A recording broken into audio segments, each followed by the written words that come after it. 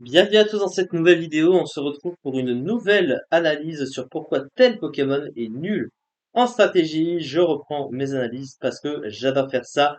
Et donc, pour notre série, le Pokémon sélectionné pour cette vidéo, c'est Gamblas, un Pokémon de la sixième génération, l'évolution de Flingoust, et un Pokémon qui a été un peu oublié, hein. On peut assez facilement le dire.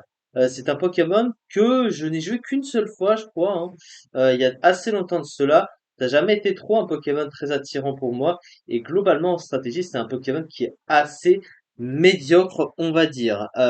Du coup, en neuvième génération, puisqu'il est disponible en neuvième génération, eh ben, il est pas très haut dans les tiers, hein, il est Never Use.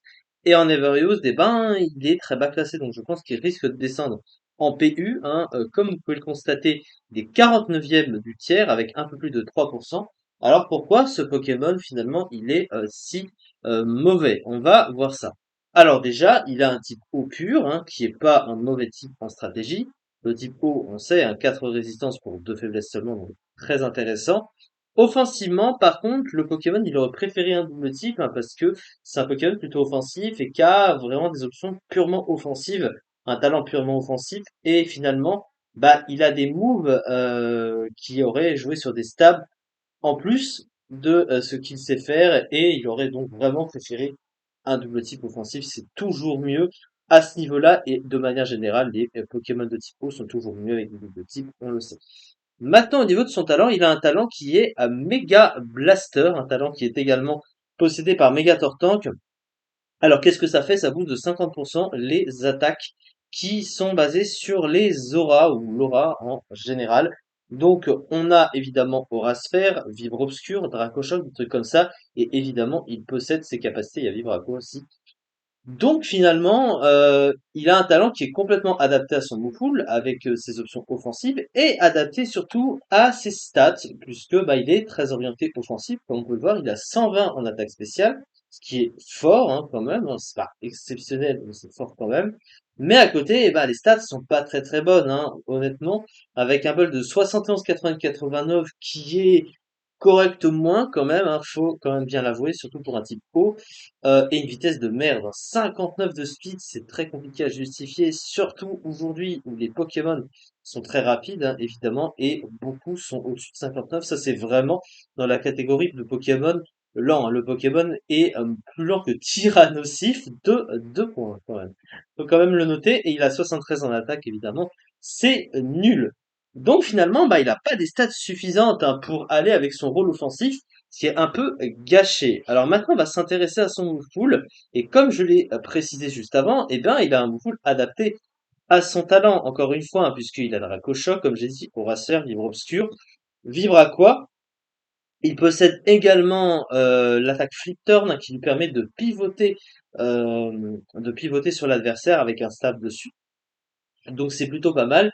Il possède également l'accès à demi-tour, donc tu peux choisir au niveau du pivot. Il a la Terra Explosion, évidemment. Quelques moves de courage avec. Mais à part ça, eh ben, le Pokémon, il a pratiquement rien. Il n'a pas de bout de setup, il peut pratiquement rien faire en termes d'options de soutien.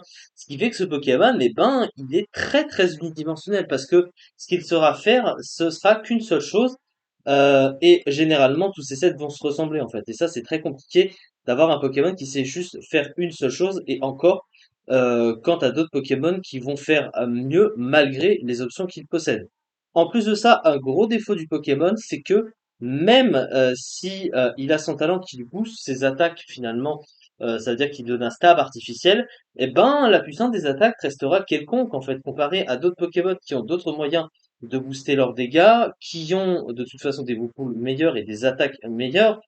Faut quand même noter, hein, si tu utilises un Vivre-Aqua avec ce Pokémon, et ben ça revient à peu près à l'équivalent d'utiliser Surf. Sauf que c'est un surf sur 120 de puissance. Si tu compares avec un Pokémon avec plus de puissance que 120, bah ça reviendra. C'est comme si c'était pratiquement pareil, sans le talent, voire plus. Donc finalement, c'est un petit peu gâché à ce niveau-là. Donc malheureusement, c'est un peu compliqué. Et en plus de ça, alors il n'y a plus Megatortank, hein. Megatortank qui a eu une certaine époque le concurrençait énormément.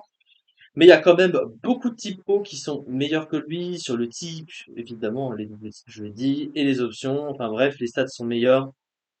ce Pokémon, il est un petit peu oublié, hein, alors que pourtant dans les soutiers, il n'est pas si mauvais que ça, dans le fond, parce que bon, il y a quand même moyen de faire des dégâts avec ça, avec ce qu'il possède. Mais clairement, c'est un Pokémon qui est vraiment pas ouf du tout, malgré ça. Et donc c'est un petit peu triste quand même. C'est ça en tout cas pour cette vidéo. On se retrouve la prochaine fois pour une autre analyse sur pourquoi tel Pokémon est nul en stratégie. Merci beaucoup de m'avoir suivi et on se retrouve très prochainement pour la suite. Merci beaucoup.